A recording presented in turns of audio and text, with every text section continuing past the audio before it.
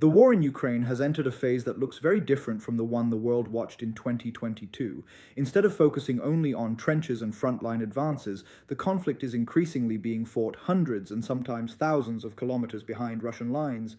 Over the past several months, Ukrainian long-range drone strikes have reached military bases, oil infrastructure, logistics hubs, and industrial facilities deep inside Russian territory. Every successful strike raises the same question. Is Russia's military adapting quickly enough to protect its own strategic assets? At the same time, Moscow continues to project confidence. Russian officials insist that their objectives remain on track and that victory is only a matter of time. But away from official statements, a more complicated picture is emerging. Russian authorities report intercepting tens of thousands of drones during the first half of the year, even if many are destroyed before impact analysts point out that a significant number still reach their intended targets. Those successful strikes have increasingly focused on infrastructure rather than symbolic military objectives. That distinction matters. Modern wars aren't won only by capturing territory. They are also won by keeping fuel flowing, transportation operating, factories producing, and supply chains functioning. When those systems begin facing constant disruption, the pressure spreads far beyond the battlefield. Nowhere is that becoming more noticeable than inside Russia's energy sector. For decades, Russia has been one of the world's largest energy exporters. Oil and refined petroleum products have served as one of the country's biggest economic strengths. But repeated attacks on refineries have created new challenges that officials can no longer ignore. Several refining facilities have temporarily reduced production after drone attacks. As repairs continue, fuel distribution has become more complicated in parts of the country. Reports of gasoline shortages and localized queues have appeared in multiple regions, forcing authorities to look for additional supplies while attempting to stabilize domestic markets. For a nation known for exporting energy, that represents an unusual situation. Some reports indicate that Russia has increased imports of refined fuel from neighboring countries, while also purchasing additional gasoline from abroad to compensate for refinery disruptions. Whether these measures remain temporary or develop into a longer-term problem could become an important indicator of how resilient Russia's wartime economy really is. The military consequences extend beyond civilian drivers. Fuel is essential for almost every part of modern warfare. Tanks require it. Logistics convoys depend on it. Aircraft need it. Air defense systems rely on generators that also consume large quantities of diesel. Even modest disruptions in fuel availability can create ripple effects across military operations. Meanwhile, the fighting on the front itself remains far from settled. Although Russian forces continue offensive operations in eastern Ukraine, the battlefield has become increasingly dynamic. Control of certain areas continues to shift as both sides launch localized offensives and counterattacks. Small territorial gains or losses may seem insignificant on a map, but together they reveal how difficult sustained advances have become after years of war. The bigger story may not be who controls another few square kilometers. It may be whether either side can continue sustaining a conflict that has become increasingly expensive in manpower, equipment, infrastructure, and economic resources. And that brings us to the next phase of this war, where the battlefield extends far beyond Ukraine's borders and deep into Russia itself. One of the biggest changes in this war isn't happening along the front line, it's happening in Russia's rear. For decades, Moscow believed that its vast geography was one of its greatest military advantages. Important refineries, air bases, ammunition depots, and industrial facilities were built hundreds or even thousands of kilometers away from any potential battlefield. The assumption was simple: distance meant security. That assumption is now being tested. Over the last several months, Ukrainian drones have repeatedly reached targets that many analysts once considered untouchable. Facilities in central Russia, major oil processing plants, and strategic airfields have all appeared on the growing list of reported strike locations. Some attacks have landed more than 2,000 kilometers from Ukrainian territory, demonstrating just how far drone technology has evolved during this conflict. Even when these strikes cause only limited physical damage, they force Russia into an expensive defensive posture. Every refinery requires additional air defenses. Every airfield demands more surveillance. Every logistics hub needs more personnel, more radar coverage, and more resources simply to stay operational. That creates a problem no military likes to face. Instead of concentrating forces where they're needed, Russia must spread them across an enormous country to protect thousands of potential targets, and the financial cost continues to grow. Military analysts often point out that defending against inexpensive drones can require missiles or air defense systems that cost many times more than the aircraft they're trying to intercept. Even if interception rates remain high, the economics become increasingly difficult over time. It's a classic example of forcing an opponent to spend more money defending than the attacker spends launching the strike. The effects aren't limited to military installations. Russia's energy infrastructure has become one of the most closely watched sectors of the war. Numerous refineries have reportedly been damaged or temporarily shut down following drone attacks over the past year. Repairs can take weeks or even months, depending on the extent of the damage. Each outage removes refining capacity from the domestic market. That doesn't necessarily mean the country runs out of oil. Russia continues producing vast quantities of crude. The challenge lies in converting that crude into usable fuels like gasoline, diesel, and aviation fuel. When refining capacity drops, supply chains become more complicated. Authorities may have to redirect shipments from other regions, rely on stored reserves, or increase imports of refined products to fill temporary shortages. For civilians, the impact can appear in unexpected ways: longer waits at fuel stations, higher transportation costs, more expensive deliveries, and in some regions, temporary supply restrictions. These aren't necessarily signs of economic collapse, but they are indicators of how warfare can gradually strain infrastructure far from the battlefield. The transportation sector feels that pressure almost immediately. Freight companies rely on predictable fuel supplies and stable operating costs. When either becomes uncertain, businesses begin adjusting routes, reducing shipments, or passing higher costs on to customers. Those increases eventually work their way through the wider economy. Food transportation becomes more expensive, construction materials cost more to deliver. Manufacturers face higher logistics bills, retail prices begin creeping upward. None of these developments happen overnight. Instead, they accumulate, gradually creating pressure that becomes harder to reverse the longer the conflict continues. At the same time, Russia still faces another enormous challenge: sustaining military operations while protecting infrastructure across 11 time zones. That balancing act grows more difficult every month, because while Ukraine continues trying to reach deeper into Russian territory, Moscow must answer a question that didn't exist at the beginning of the war. How much of its military should remain at the front, and how much must now stay behind to defend Russia itself? That question may become one of the defining strategic challenges of the next stage of the conflict. As military pressure continues to build, the economic consequences are becoming harder to separate from the battlefield itself. Wars of this scale aren't sustained by soldiers alone. They depend on functioning banks, reliable transportation, stable energy supplies, and public confidence. Once cracks begin appearing in those systems, governments face a second battle: keeping their own economy steady while financing a prolonged conflict. Russia is now confronting that challenge. One trend that has drawn attention is the movement of money inside the country.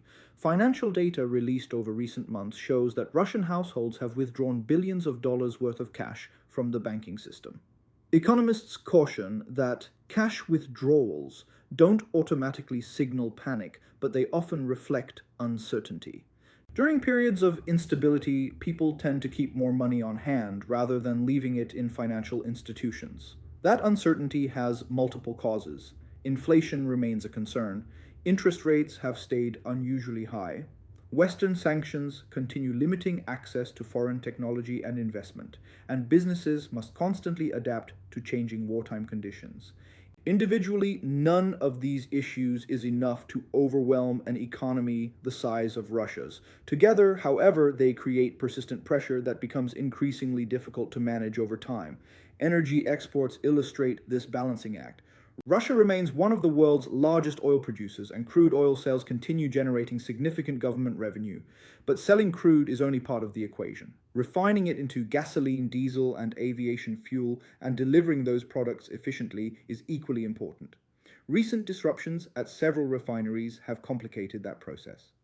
To stabilize domestic fuel supplies, Russia has reportedly increased purchases of refined petroleum products from abroad while also adjusting export strategies. In some cases, Russian crude is sold at discounted prices before being refined overseas, and according to reports, some refined fuel is then imported back into Russia.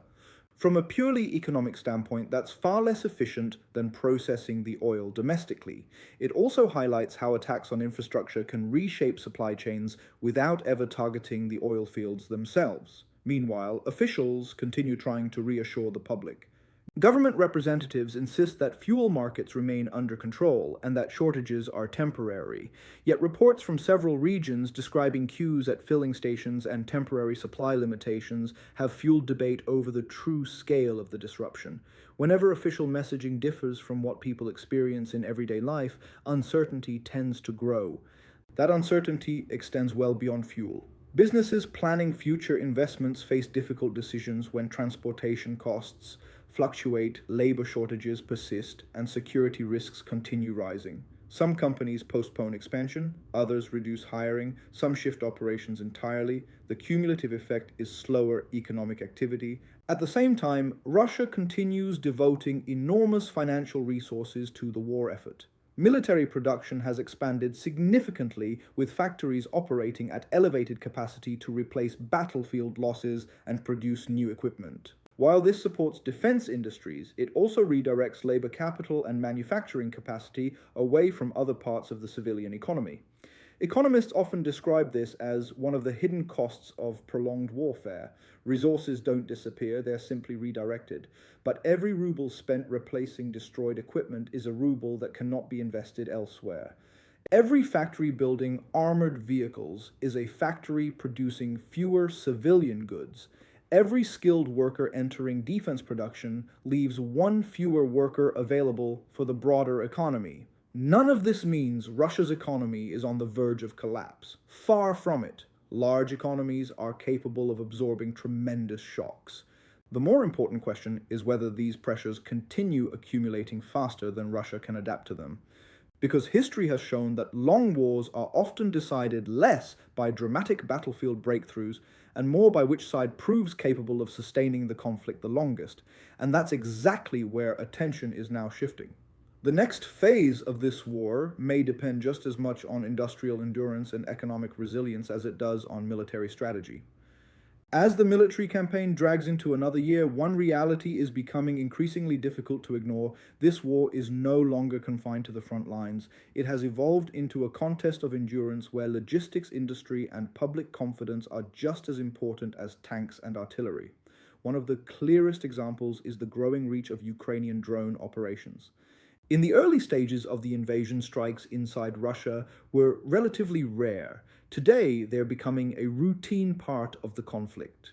Military airfields, ammunition depots, oil terminals, and industrial sites have all been targeted with increasing frequency. Russian officials regularly announce that large numbers of drones have been intercepted. Independent analysts agree that air defenses destroy many incoming drones, but they also note that a portion continue to penetrate Russia's defensive network and reach their objectives. That's enough to force difficult decisions. Every successful strike demands repairs. Every attack disrupts normal operations.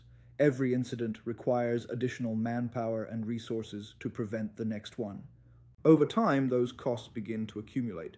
Military planners often describe this as forcing the defender to react. Instead of choosing where to concentrate its efforts, Russia increasingly has to respond wherever the next drone appears.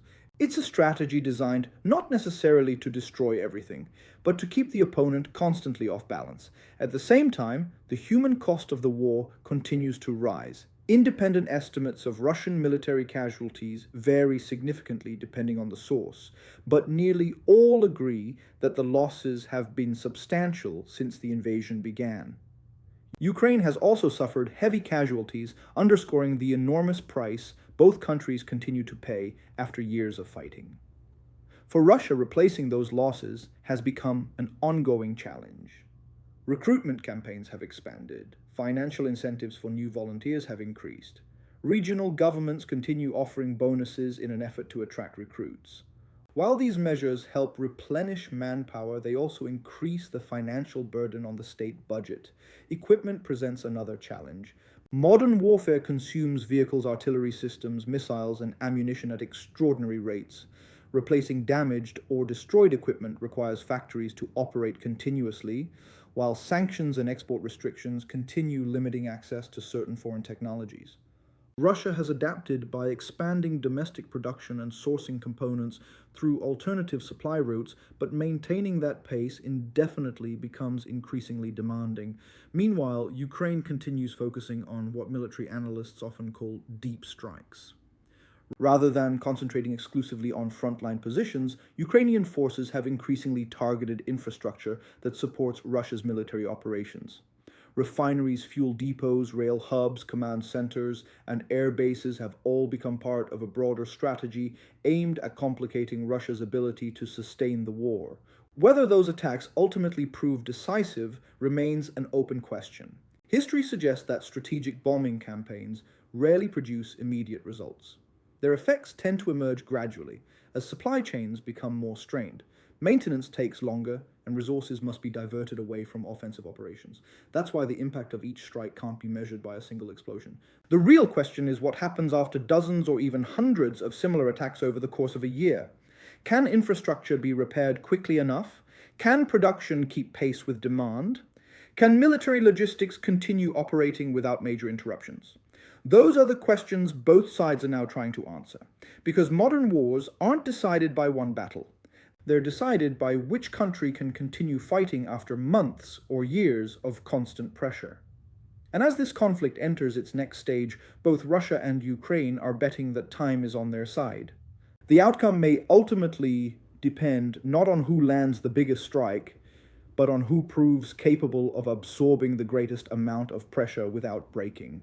So where does this leave Russia? That depends on who you ask. If you listen to official statements from the Kremlin, the message hasn't changed. Russian leaders continue to insist that military objectives remain achievable, that the economy is adapting to wartime conditions, and that the country has the resources to sustain a long conflict. But outside those official briefings, the conversation becomes much more complicated. Independent economists continue debating how long Russia can balance rising military expenditures with the needs of its civilian economy. Defense spending has reached levels not seen in decades, while businesses continue adjusting to sanctions, labor shortages, and the uncertainty that comes with an open-ended war. None of these challenges guarantees defeat. History is full of nations that endured years of economic hardship while continuing to fight. The question isn't whether Russia can survive these pressures, it's whether the pressure continues growing faster than Russia can adapt. The same question applies to Ukraine. Despite continued Western military assistance, Ukraine also faces enormous challenges. The country continues relying on international support for weapons, financial assistance, and reconstruction funding. Maintaining that support will remain critical as the conflict stretches further into the future. In other words, neither side is fighting an easy war anymore. Both are trying to convince their populations that victory remains possible. Both are investing heavily in military production. Both continue searching for strategic advantages that could shift momentum. But one trend is becoming increasingly clear. The battlefield itself is changing. Large armored offensives that once dominated headlines have gradually given way to drone warfare, precision strikes, electronic warfare, and long-range attacks against critical infrastructure. Success is no longer measured only by who captures another village. It's increasingly measured by who can disrupt supply chains, protect industrial capacity, and force the other side to spend more resources defending than attacking. That evolution has transformed the nature of the conflict. Today's battlefield extends from the trenches of eastern Ukraine to oil refineries hundreds of miles away, from logistics hubs to military airfields, from economic policy to cyber defenses. Everything is connected. A successful strike against a refinery doesn't just damage equipment, it affects fuel distribution. Fuel shortages can influence transportation. Transportation affects logistics. Logistics affect military operations.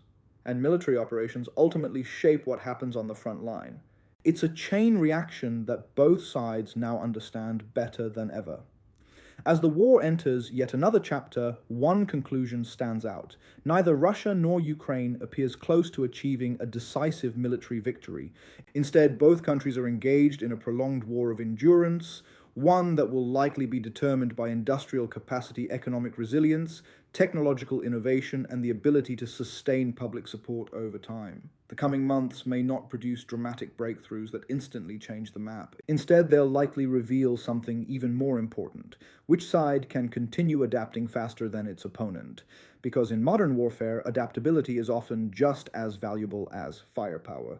And until one side loses that ability, this conflict is unlikely to end. The story of this war is no longer just about territory. It's about endurance. It's about resilience.